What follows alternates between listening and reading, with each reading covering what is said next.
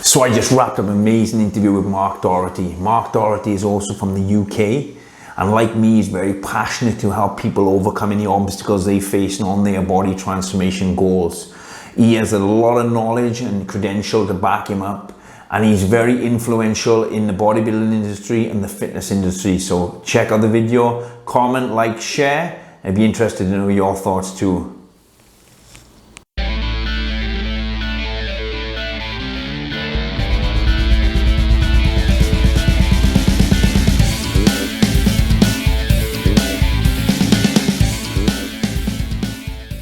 Just share with us a little bit on obviously your background, you know, what you currently do here in Dubai, and just any information you want to give out there.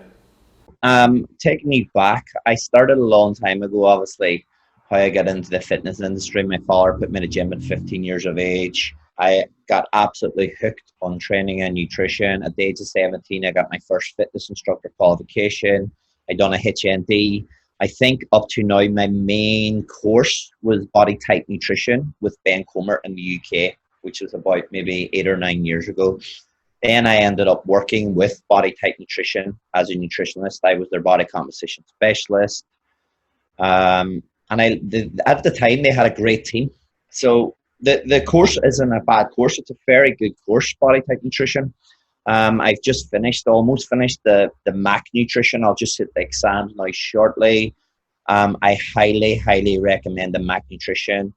It's evidence-based. And there's just so much amazing information in there that covers everything in nutrition. And then I intend to then in September and go back on to do, I've got very interested in helping people, optimal health, diabetes, obesity, because this is tended the clients I'm attracting in the last year. But I've been working with these clients the last 20 years, but I've really just built an interest in it. So my degree will be on nutritional therapy, which will be a number of years. And then I want to also stay on for the extra year and do my MSc in clinical nutrition. Do I need to go on and do it? No, I just love studying, probably like yourself, taking in information. Yeah. Like probably we have enough knowledge to get people results, but I just feel like I love studying and finding out as much as I can, the evidence-based. Yeah, and I just like having the extra qualification throughout the years as well. It's worth getting. Anyway, so I did my first initial interaction with intermittent fasting. I actually done a case study on it back at the time, Body Type Nutrition. I have myself and 9 men. So we studied the scientific research behind these things, intermittent fasting, keto diets, what are they all about? And we'll talk a little bit about diets in a minute. You put a great post up today. There's so many names of diets and fads, like it's a nightmare. People should find a way that they can eat, that they can keep adherence. Adherence is the most important thing. So that should include your preference. So I'm going to talk about not just fat loss when we do intermittent fasting. I'm going to talk about optimal health and what it's put out there in social media that it says intermittent fasting does. But is it any different than any other diet? And we can talk a little bit about I think if I jump in there, I think one of the main benefits from intermittent fasting, right, is a very simple one. It's the fact of, right, which some argue that this isn't really the most healthy approach. But intermittent fasting stops you eating, period. Yeah. So when you're in a fast, you stop eating. And again, I can see where this is going to flow. If you was following what you needed to follow, the results would come. But most people don't realize how much they snack and they reach out. One thing I'm certainly noticing from this intermittent fasting is, you know, I've done many diets, many years. I've competed, you know, and I do this for fun as well as just passion. I mean, there are periods where you want to eat, and would I normally reach out and have something, a sugar-free drink or something to keep me going? Maybe yes. Yeah. But when you literally have a window where you're like, I am not eating, this stops people eating, and that is going to lead to the best results. So the reason is, like, why do diets work? Diets work because of being in a calorie deficit. So is intermittent fasting any better than any other diet? No, not at all. just the fact that you're not eating. So basically, if I was on a diet of 2,000 calories a day, and I spread it out throughout the day, or if I did 2,000 calories in intermittent fasting, is a time restricted feeding. So the most popular one is 16-8, 16 hours fast. That's kind of what I'm doing, yeah. Yeah. And if I had them 2,000 calories in that 8 hours, would I get the same results? Yes, 1,000,000%. And we look at, like, we've worked with so many clients throughout the years, and I talk a lot about adherence. And one of the biggest things that clients feeling is basically they underreport. They underreport what they take in and eat, and they over-report their activity. So basically, underreport, they go, yeah, I definitely had the 1,200 calories a day. So you've probably heard these females, yes, I'm eating 1,200 calories a day. And then the week, there's no weight loss, and the week later. The reason being is because they definitely are not eating those calories, or maybe one day at the weekend they've just ate so much and they've taken themselves out of the deficit. So the deficit's going to happen over a 7-day period. So for example, if a lady was losing significant body fat on 1,500 calories over 7 days, that's 10,500 calories. So if she had one day at the weekend and absolutely smashed 5,000 calories, then she's just going to She's going to, again, I was talking with a client, you know, well, I'm more mentor him. He's not necessarily a client, but I'm giving him advice. And that's kind of how it works. I mean, once you build a good relationship with clients, as you know, it's not a case of follow this plan. It's a case of, okay, where's the problems? How can we come up with solutions? It's not about, you know, but a lot of people, they haven't got the awareness and the education to put plans in place. So they need that structure. I mean, that's how my client and coach relationship is with my coach. I run information to him. He gives me his advice back and forth. But what you were saying was great. I mean, we're aware of it, and it's more so in women. Okay, and I believe what I'm seeing there is a lot of women, they don't express too much of what they eat because they feel judged instantly. And a lot of women are mums, and a lot of mums cook for other people, and they taste a lot of food. And again, we go to the intermittent fasting. Even if I was preparing a meal for you, and you know, I tasted that meal to see if it was cool enough so it doesn't burn you, or to see if it tasted good. If I was fasting, that wouldn't even be allowed to go in my mouth. Yeah. Because the whole point of it, and again, like you said, these diets, if somebody was following a plan, but what about the science behind them? Because I've been doing some research in brain function, in terms of, you know, digestive function, not having any toxins in your body for a certain amount of time. So I'll talk about that quickly, and I'll dispel some myths behind it. So some of the things you hear, that it increases insulin sensitivity better than our diets.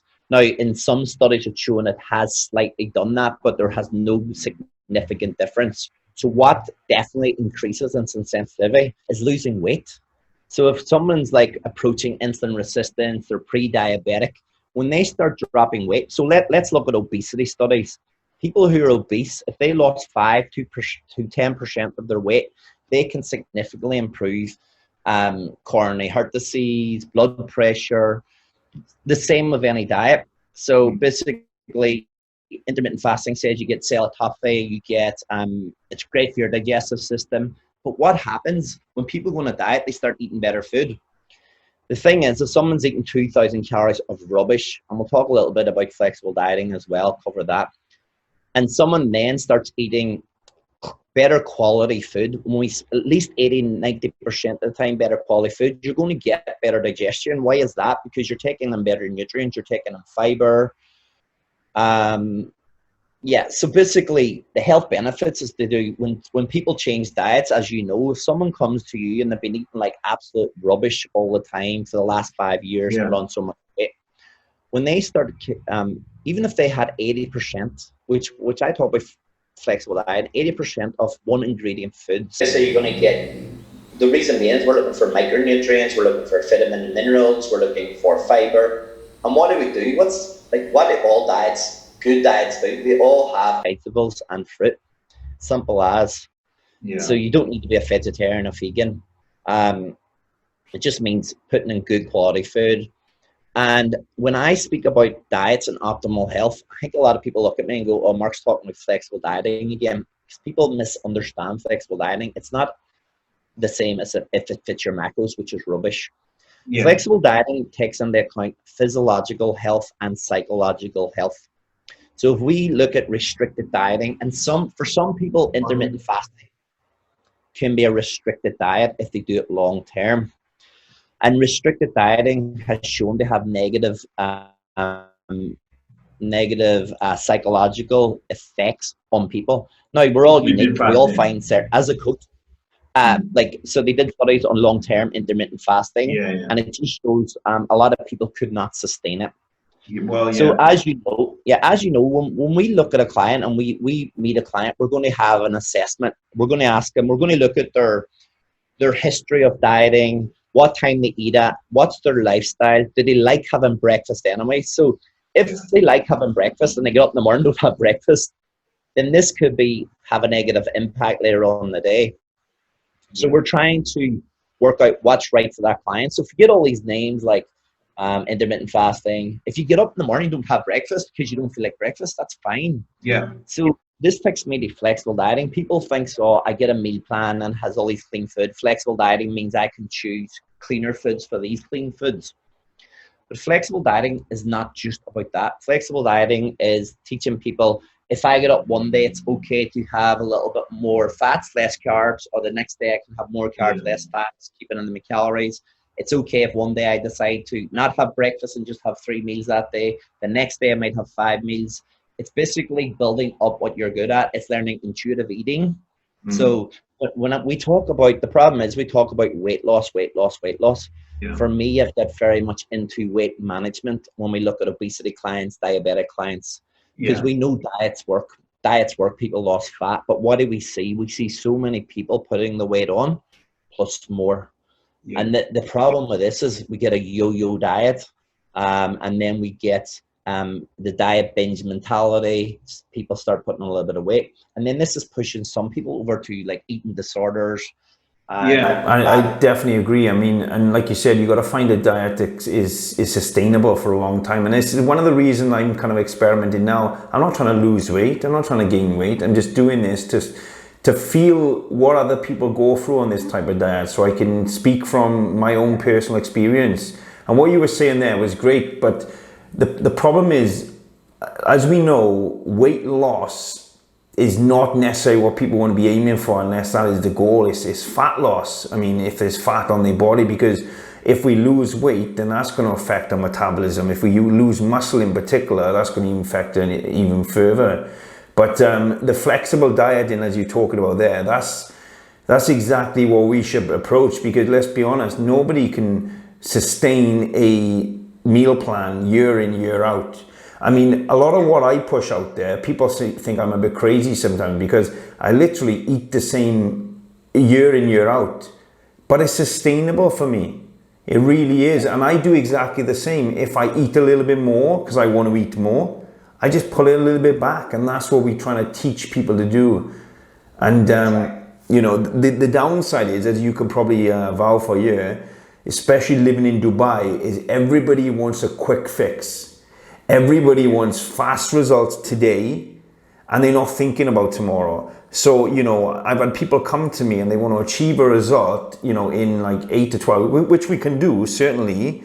But the downside of that, they have to do probably, you know, what they were willing to do, which again, it could set them up for a lot of eating disorders. I mean, once you're restricted from food of any sort for so long.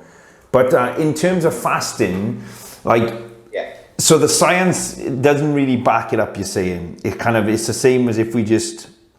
Yeah, the same as dieting. When I talk about fat loss and aggressive fat loss phases, so some people come to Ramadan, they can't eat as much as possible. And you mentioned a really good point, what weight loss and fat loss, which we will distinguish the differences because it's really important.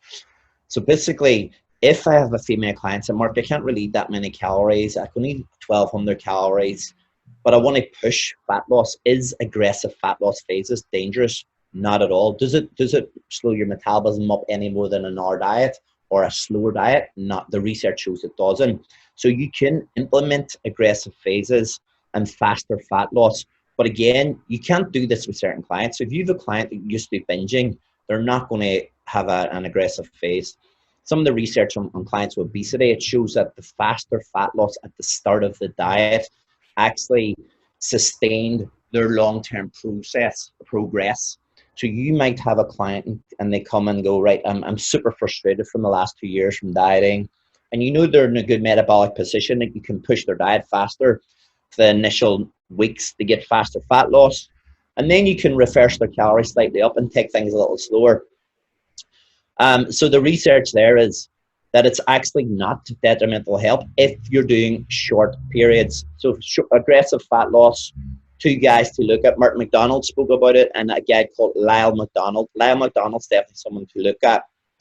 If I implement aggressive fat loss phases and I want to speed things up a little bit, I also make sure and implement diet breaks throughout the diet. So diet breaks are taking people back to maintenance calories for anywhere from 3 days up to 2 weeks. And there's some great research on diet breaks. For example, the Matador study, I'm going a little bit off tangent here, but I'll just speak. So the Matador study took 2 groups. One group who dieted for 16 weeks straight on a deficit of 25% calories. And the other group dieted for 2 weeks on 30% deficit. And the other 2 weeks they went back to maintenance. They did this for 16 weeks. And the group who implemented the diet breaks actually lost more body fat over the 16 weeks. So if someone goes through a lower calorie phase in Ramadan, then I will potentially give them a week or 2 diet break after Ramadan on back on maintenance calories. Now, the most important thing for any diet, and this is where we're talking about weight loss, fat loss. Yes, optimal health means we want them to lose unhealthy body fat levels, and we want to maintain lean muscle tissue. So basically, what's the 2 most important things? Resistance training and keeping protein at the right levels. Protein's super important, not just for fat loss or muscle maintenance, but protein's also there for immune system, especially this time of corona, cell structure, enzyme structure. Yeah, so it's super important. So yes, we want to maintain lean muscle tissue. But what happens when we diet? When we diet, we get, as you know, say we started a client at 1,700 calories and their fat loss slows. So we get metabolic adaptation as we diet. And then if we look at the studies that show the faster fat loss with the slower rates, the faster fat loss didn't show any faster metabolic adaptations than the slower loss. So we could implement it as we say, but as you say, it's like it has to work for that client. Yeah. It has to be the right client. One thing that works for one client might absolutely destroy another client. Too restrictive. We might have certain clients who like restriction, who like regimented, who like sticking to a meal plan and just want to do that. And I think that's the way we work. We work well like that. But I think when we work with clients, we have to be super open-minded. We have to be critical thinkers, and we have to teach them strategies that can improve their long-term habits and behaviors as well. Yeah, and that's kind of exactly what it is. And like I'm doing my, well, it's equivalent to a degree really. It's the psychology of nutrition, and you know, I'm learning a lot more about, you know, coming up with sustainable plans, because this is the industry we're in. And what I'm noticing a lot of people, you know, coming out to these restricted diet, they are creating a lot of unhealthy habits. And again, usually it's because they want results so fast, and unfortunately the support needs to be there afterwards. You know, we do this for a living. I coach. My time is valuable. Your time is valuable. A lot of people, they'll pay for a quick fix, but in terms of the coaching, you know, how long you've been coaching all your life, all your adult life, you've had coaches.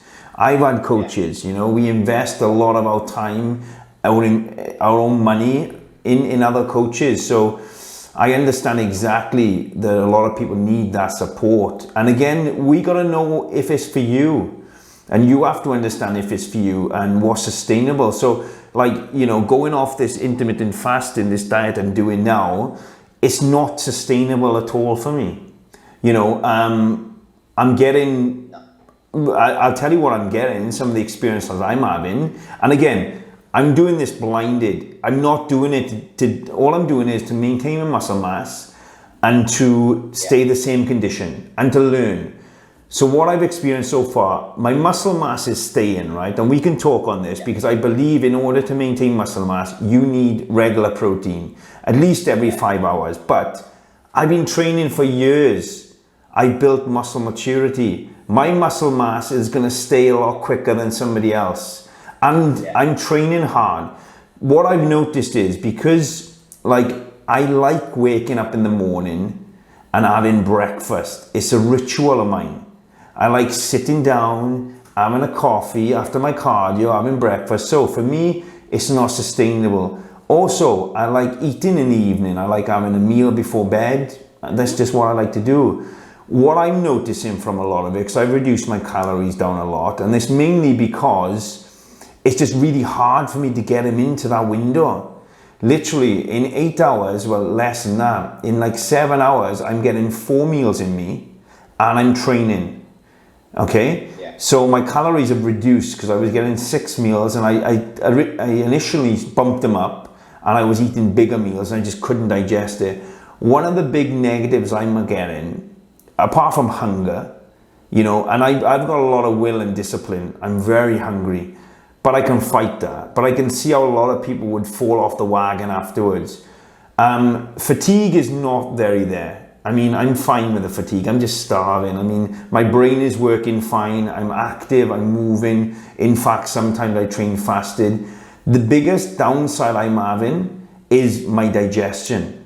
I literally, it's like my stomach is shrinking, and which is good for a lot of people if you're trying to lose weight, you know? But for me, I'm trying to sustain muscles. The problem is then, it's very hard for me to get the amount of food in me, especially like protein sources that can be quite stubborn, without me feeling really bloated. It's putting me off eating. So for that reason, it's not sustainable for me. Talk about, right, they did studies, and muscle, when you gain muscle and hold muscle, it's hard to lose. So they did studies on how much protein is enough protein to maintain muscle tissue. And it's a little bit shocking when I heard the results. They did one group who were in a 40% deficit of calories, which is basically a lot. And they found that a group, you could sustain muscle mass on 1.2 grams per kilo of body weight. Now that we know, we work around probably, most bodybuilders are a gram per pound, which is about 2.2 grams per kilo. So if guys can, like, so I have clients phoning me, go, Mark, I'm panicking, I can't get my protein. I say, look, see, as long as you can reach about 1.2 or even 1.6 grams per kilo of body weight, you are not going to lose muscle. Secondly, if you have resistance training in there, you're definitely not going to lose muscle tissue. And thirdly, most important thing to remember with the corona, if you can't train and you do lose muscle tissue, say you lost 2 pounds of muscle over the next 4-week period, once you start training again, you know, muscle memory, within a week or two, you'll have that muscle back. So like, when we talk about like a big part of anything, like dieting, and when we talk about optimal health, is stress, but we never talk about stress and sleep enough. So people over stress too much about the little things when they can just, like, it's easier, it's not hard or not easy to lose muscle tissue. You don't need the same protein levels as you think. Yes, if you went from eating 3,000 calories to all of a sudden 2,000 calories throughout the day, that's a lot. That's taking the body almost by shock, and the body's going, right, I'm only taking 2,000 calories. So yes, that'll be part of the stomach will get a little bit smaller because you're eating less calories. But yes, it's not sustainable. People do it for religious reasons, and Ramadan. And I think the mindset, which is amazing, I have massive respect for people, and the mindset is you're doing it for holy reasons. So once you've the mindset, you know, you've got 1 month to go, a little bit of hunger, you're doing it for your religious reasons, then you know you can get through it. You've only got 1 month. But you imagine people who do intermittent fasting, who read the social media and say, oh, intermittent fasting is amazing for fat loss, it does this for your health and does that.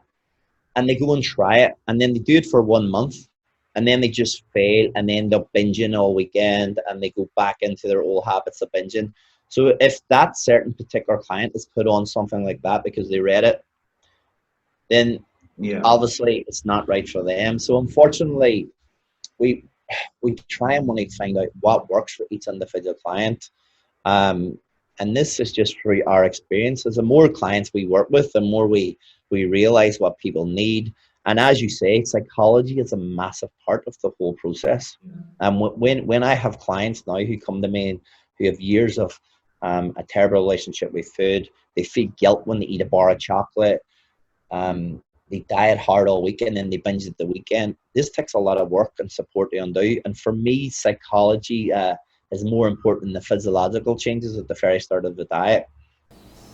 Yeah, 100%. I think one good kind of personnel, let's call it, that this could be very beneficial. And one thing I experienced a lot from it is very successful businessmen and entrepreneurs who travel a lot, because it's the convenience. I mean, literally, what I'm finding from this, Mark, I'm not eating until 7 p.m. And look, I'm on a Zoom call with you. My intellect is fine. My cognitive ability is good. What I'm finding is I can get so much more work done, because literally I'm not taking breaks to go up and eat.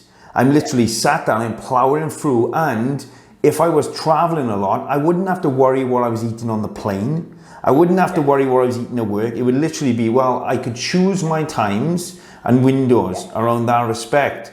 So I can see a massive kind of benefit. And again, I think a lot of people start following these type of diets just because it's more convenient. Yeah, religion has a play.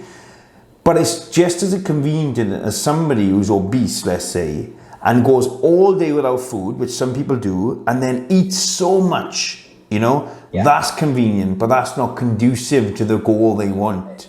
So I can see a lot of benefit from doing it, because it's great for the restriction, 100%, because we went back to the beginning.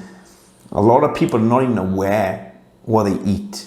I mean, literally, people snack. Carly, for example, right? Carly's been following her diet plan now. She's got a birthday coming up and she wants to, tone up a little bit. And she looks great, to be fair, but she wants to get in a bit of a shape. So, we put a plan in place, and her diet, I don't know if you've seen some of the posts, it's very balanced. It's less meat. She enjoys a lot of food, and a lot of female clients that we come on board now, she helps them out. My mind body mastery, what I do now with clients, and how it's very much differs than a normal online program when I do with clients. I want to, by the time I'm finished in 3 months with a client, now they might stay on longer, I want to educate that client on how to do everything. I want that client to know nearly as much as any other trainer or coach or nutritionist. I want them to know everything inside out. So for me, yes, it's very important how we coach a client. Yeah, because I mean, look, it's easy for us, right? I mean, we don't have to, we can think off a hat, we can intuitively go along. I can go into my courtyard here now to work out, and I can think, well, do you know what, today I just want to do this. I want to do this to build muscle. Or do you know what, like tonight now, instead of me having my salmon and rice, I want to have this. Because we have the education, it's simple. We can still make, we can still move forward, but it's going like this, right? If we were driving from here to Abu Dhabi and we were purely relying on a sat navigation, then we would need that. If the battery went, you were screwed. If there was no signs, somebody who was navigated their way around, they know even if there was a roadblock in one road, they could find another way. And what you're saying is there is the education in showing different people different tools, they can do more work. And that's great. I mean, and that's more of what we do in here, and that's kind of what I want to speak for now, is putting more content out there, because time is valuable. And how many, you can't beat one-on-one training, let's be honest, right? Online coaching is great, but when you spend 1 hour with somebody like this, interacting personally, getting to know that person, you can't really beat that. The problem is, unless people are willing to put, which some people are, large amounts of money for your time, the best we can do for people who are not willing is to educate through a digital marketing, giving out content, sharing our knowledge, come on board with us as client, great. But if it's something you can't afford at this moment, just take away what we're offering.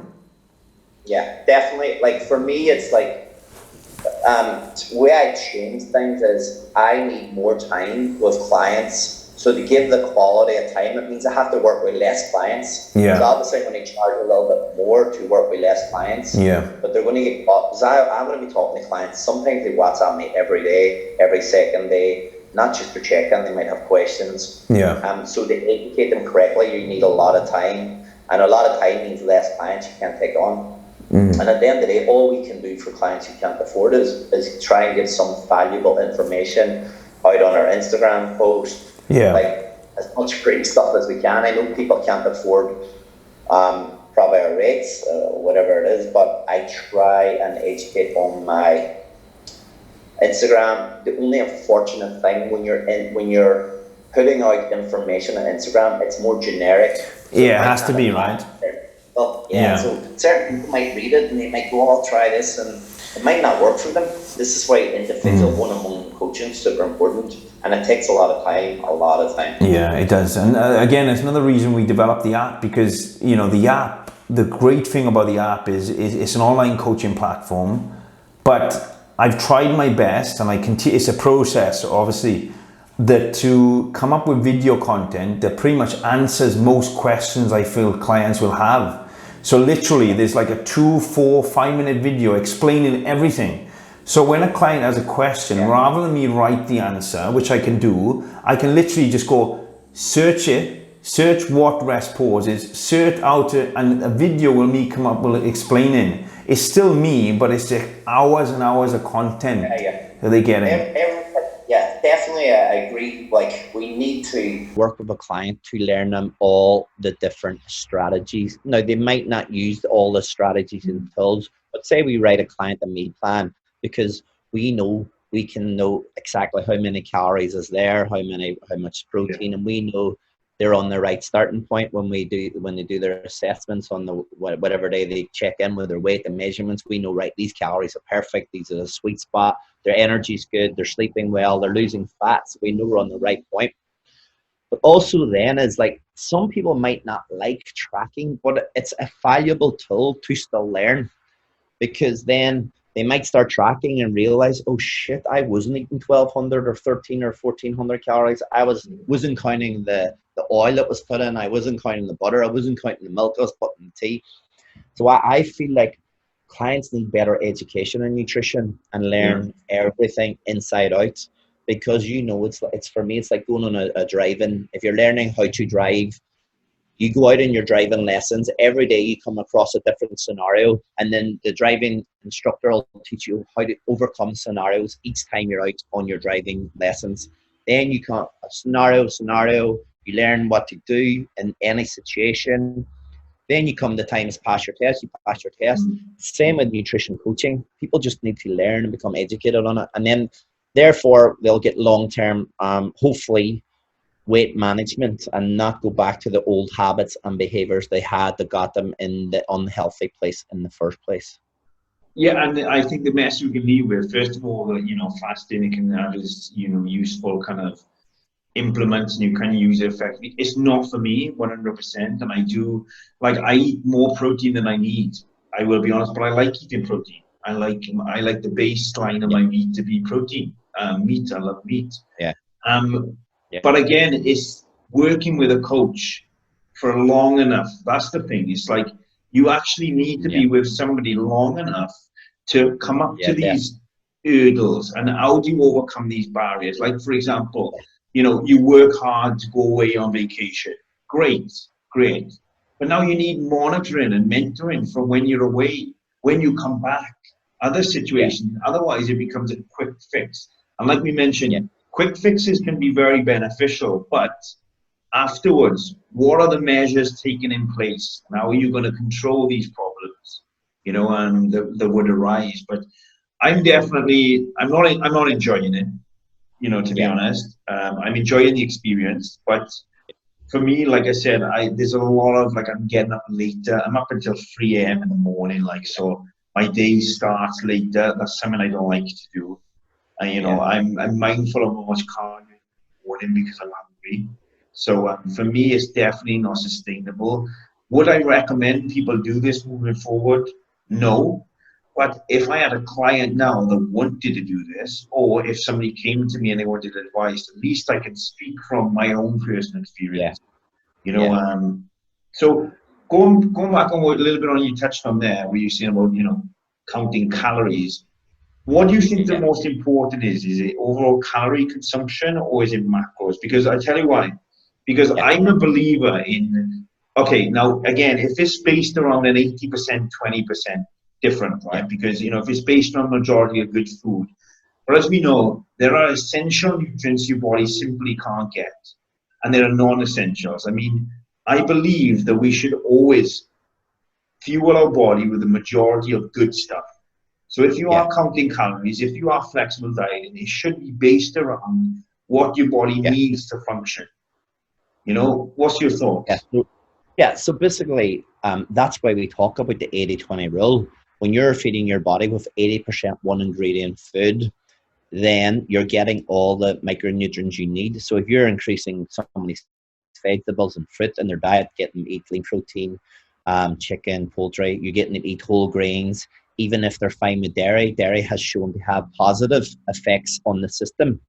Unless someone's lactose intolerant, you can give them dairy. So when it comes down to dieting and losing fat, a calorie deficit is key. Calories come first. Then your second most important thing is your protein is really important, so you track that. But at the end of the day, and I think I put it up in my Instagram stories, quality of food is super important. People hear me talk about fat loss all the time and flexible dieting and probably think Mark allows his clients eat anything. No, he doesn't. Mark educates his clients on how to eat 80 to 90% one ingredient foods. My clients eat vegetables, fruits, the lean meats, the whole grains. They eat dairy if they can eat dairy. So it's a really healthy diet. It's a balanced diet with loads of variety. And then 20% of what I class fun foods. They can put anything they want, and because they're getting all their nutrients, their micronutrients, their fiber, then their body can handle anything else for 20% of the time. And this 20% of the time might meet your psychological needs. Yeah. You have a little craving for chocolate, so I can put a bit of chocolate into my calories. It doesn't mean you're eating chocolate the whole day. So I think some people hear me talk on social media and they don't know the whole picture. So that's why I'm glad I got on here to chat, because 100% quality of food is very, very important. We do it all the time. We want clients to eat quality of food. And the reason people's digestive systems get better, their cognitive function gets better, their internal health gets better is because they stop eating 80% of the junk food or fun food, whatever you want to call it. Yeah, and they swap their percentage over. And then they start realizing, right, go on, sorry. Yeah, go ahead. I mean, what you're saying there is perfect, because what you literally said is 80%, 20%. And this is where people, I think, don't realize it's not 100% and then an extra 20% of what you want. You have to count this in. So if you were following a diet plan, like you were saying, it's putting you in a restriction and a deficit of 500 calories. And then once a week, you kind of overeat, you're eating an extra like 6,000 calories. You divide that by the week and you're not in a deficit you think you are. So that needs to be counted in. And the problem becomes this then, and again, it's the education. It's like, oh, well, I want to go out on the weekend and I want to go and drink and I want to go and eat. Okay, that's fine. But you have to fit it in. And in order for this not to have a negative effect to the way you look, unfortunately, we have to pull calories from somewhere else. You know, and that's just the way it is. Like, I've put, like, there's certain people that we could talk about. I won't mention any names, right? I've put people on a very aggressive diet on paper. Well, that's because that person wants to eat whatever they want for a day.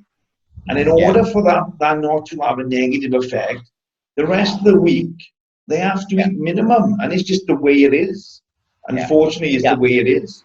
And I'm going to talk about that and cover that really quickly.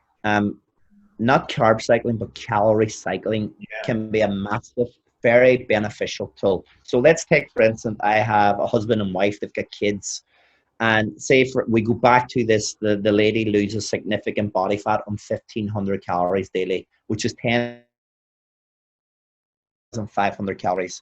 I can have this lady eat from a Sunday to Thursday, 1,200 calories, and whatever's left from the 10,500, split it over Friday and Saturday, therefore allowing her to enjoy her life lifestyle or social life, it still has to be fitted into the calories. She still has to track. If she wants ice cream, if she wants to drink alcohol, she still has to fit it in the calories. But calorie cycling is an amazing tool. If you have to go lower calories during the week so you can allow yourself a lifestyle and something you enjoy on a Friday and Saturday, it's a fantastic way to operate, and it's a fantastic strategy to teach clients. Yeah, I do the same with many. I do the same with myself, really. And you know, we have high days, low days, and it's been proven to have more of a beneficial effect because, again, we can talk about like insulin sensitivity and so forth. I mean, you could have put somebody on the base. I believe, anyway, some of the research I saw, you put somebody on a baseline diet of a deficit for like 2,000 calories 7 days a week. If you reduced it for say like 2 days in a week to 1,000 calories, and one day you had 4,000 calories to compensate, that would have more of a better effect. And again, it would fit in more to a lifestyle.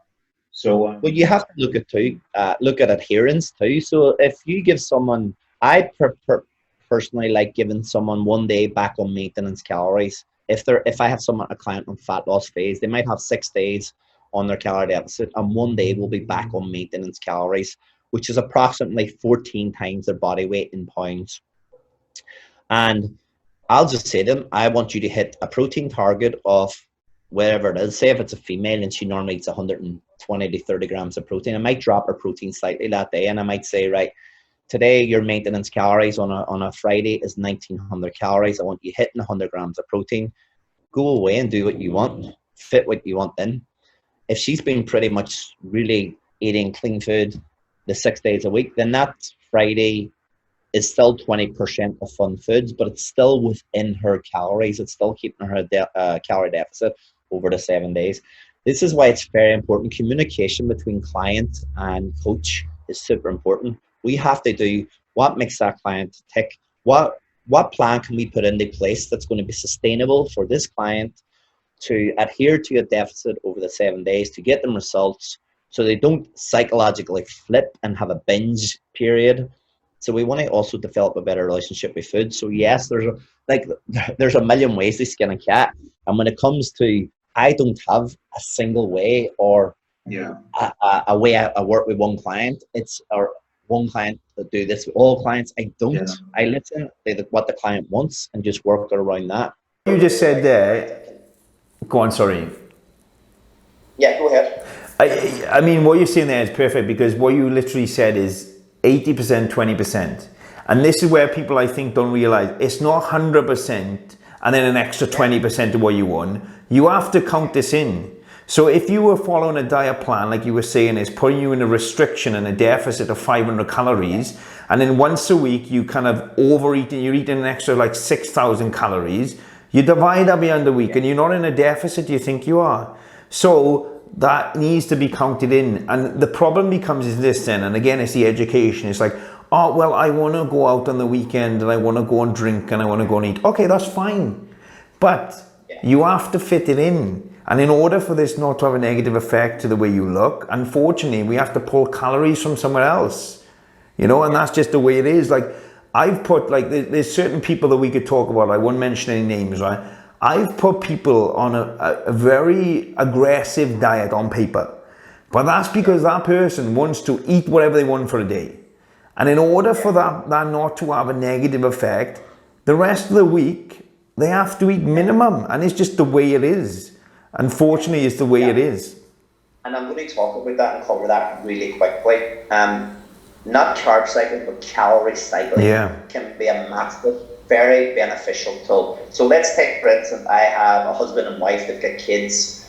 And say we go back to this, the lady loses significant body fat on 1,500 calories daily, which is 10,500 calories. I can have this lady eat from a Sunday to Thursday 1,200 calories, and whatever's left from 10,500, split it over Friday and Saturday. Yeah. Therefore, allowing her to enjoy her lifestyle, her social life. It still has to be fitted into the calories. She still has to track. If she wants ice cream, if she wants to drink alcohol, she still has to fit in the calories. But calorie cycling is an amazing tool. If you have to go lower calories during the week so you can allow yourself a lifestyle and something you enjoy on Friday and Saturday, It's a fantastic way to operate, and it's a fantastic strategy to teach clients. Yeah, I do the same with many. I do the same with myself, really. And, you know, we have high days, low days, and it's been proven to have more of a beneficial effect because, again, we can talk about like insulin sensitivity and so forth. I mean, you could have put somebody on the base, I believe anyway, some of the research I saw, you put somebody on a baseline diet of a deficit for like 2,000 calories 7 days a week.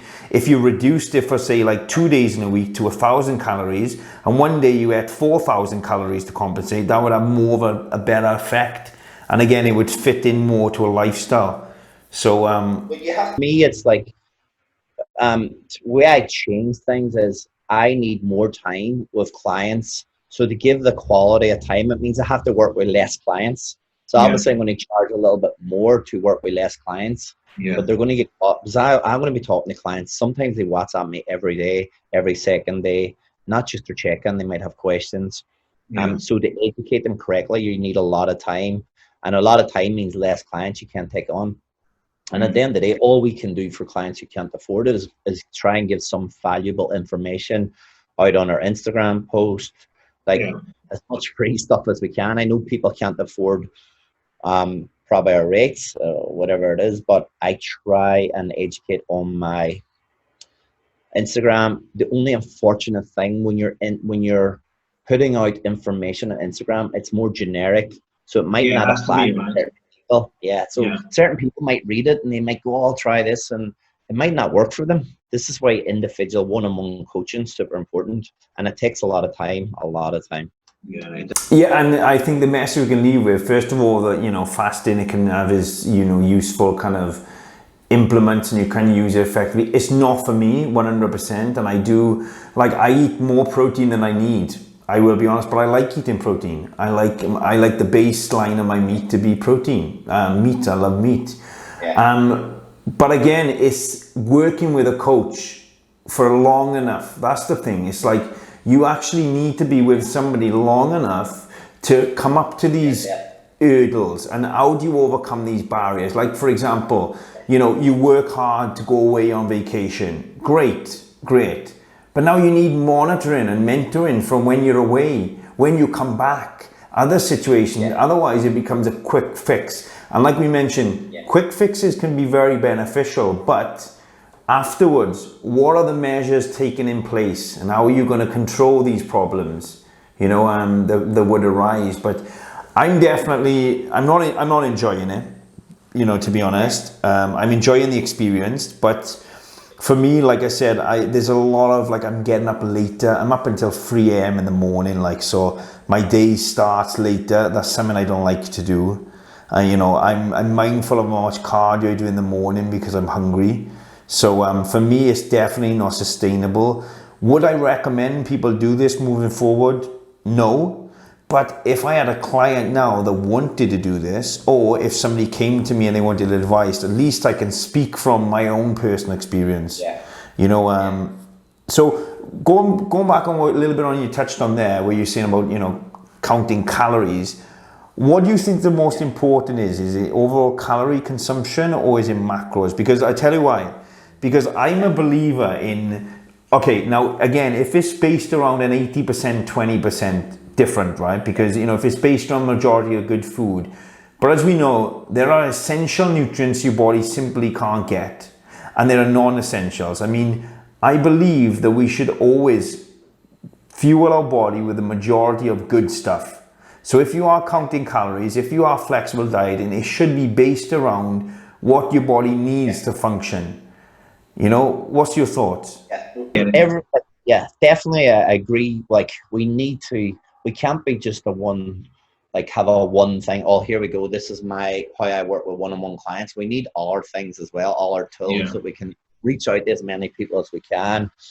But yeah, it's a long road. There's so much we can do and so much more we can add. But the good thing, the two of us, like I said, it's our passion, and it's our passion to learn, and it's our passion to help people. I mean, at the end of the day, we're here to help clients. We want to help clients. We're not in it for the money. If we were in it to be millionaires, yes. Last year, I joined a mastermind group. I thought it would help me make a lot more money. But you know what? I realized, why did I get into this in the first place? and now it's driven me to aim for more type of clientele for optimal health, like obesity, diabetes, females with hormonal issues such as thyroid issues, and so yeah, so I'm not going to be a millionaire doing this career, but at least I'm doing something I love day in, day out. But Mark, that's great. That is. I think you know, when we both under the same umbrella because we both want to help people, and I think you know somewhere along the line we do get very complacent, and you know we can get distracted in the very reason. You remember the video with Kevin Hart? I think it was called Wedding Ringer. Have you seen that video? No? Oh, well, he's a wedding ringer, so he becomes the best man at anyone's wedding. And there's a scene on there that's so much resemblance to myself. It was like, he was sat down with a lady and she said, you know, because he was charging a lot of money and if they weren't willing to pay, and he was like, look, you forgot the very reason why you got into this in the first place. It was because you saw a guy who needed a best friend at a wedding and you did it out of just generosity and out of your own genuinity. And again, like what you just touched on there is perfect. This whole situation now has allowed me, and I'm not talking about the fasting, I'm talking about this isolation, allowed me to realize a few things. One, how important training is to my life, you know, and it's not that I'm obsessive, maybe I am, how influential it can be on my mood. And two, how much I love just helping people. And if I had enough money that I didn't have to charge my services, I would still be doing it. I would still be giving out free. So Mark, thank you for your time. I look forward to catching up with you. I don't know if you heard the dog here snoring. Have you seen him? Come on, boy. Yeah, the French bulldogs can snore a lot. Oh man, I don't know what the sound's going to be like, but look at him. He's been sat there snoring. But sometime after this grooming over, we'll meet with the dogs. Yeah, definitely, man. But thank you again for your time, and I look forward to seeing you in person, buddy. All right, have a good one. Enjoy your food. Thank you, bud. It's been a while. Okay, take care. Bye. Bye.